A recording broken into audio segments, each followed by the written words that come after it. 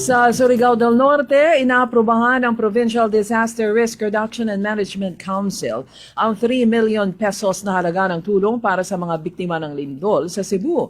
Ayon sa provincial government, bahagi ito ng kanilang pakikisa at pakikiramay sa mga Cebuano na nabiktima ng malakas na lindol. Bukod sa cash donations, meron ding ipinadala na non-food items ang provincial government.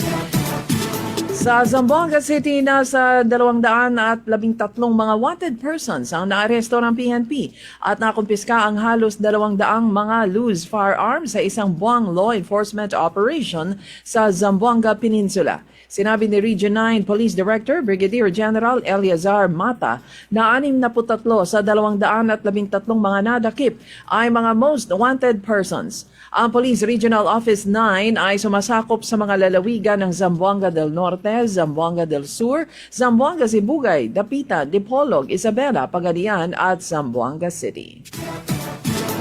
Sa Oroquieta City, hiniling ni Science and Technology Secretary Renato Solidom sa lahat ng mga lokal na mga government units sa bansa na gamitin ang Advanced Disaster Preparedness Technologies na nabuo ng DOST at partner agencies nito.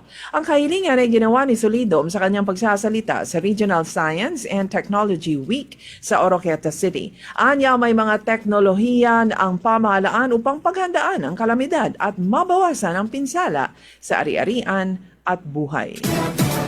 Sa Tagum City, tinututulan ang malalaking grupo ng negosyante sa lungsod ang planong pagbubuhay muli sa congressional franchise ng Northern Davao Electric Cooperative o Nordeco.